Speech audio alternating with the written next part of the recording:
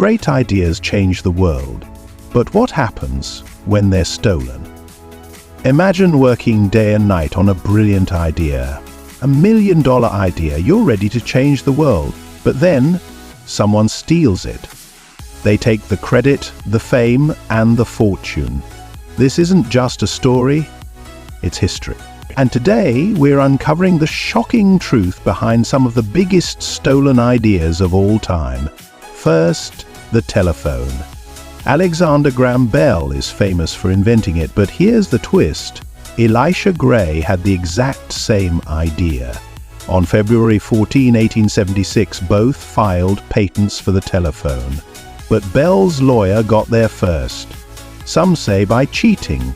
Gray's dream crushed. Bell became a legend, and Gray was erased from history. Was it stolen or just luck?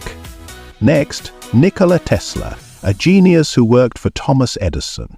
Tesla improved Edison's inventions and was promised $50,000 for his work, but when he asked for the money, Edison laughed. "You don't understand American humor," he said.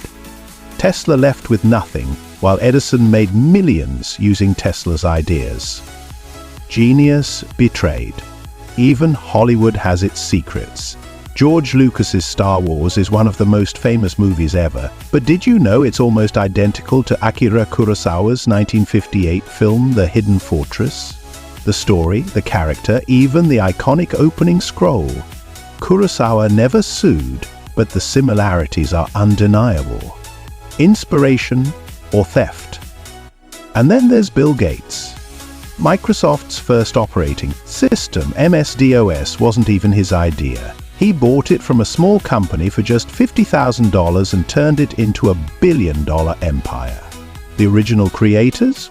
They got almost nothing. If this video opened your eyes, don't forget to give it a thumbs up and subscribe for more deep dive.